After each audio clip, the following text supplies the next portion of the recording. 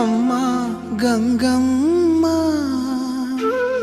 కృష్ణమ్మకు చెప్పమ్మా కష్టం కలిగించొద్దని,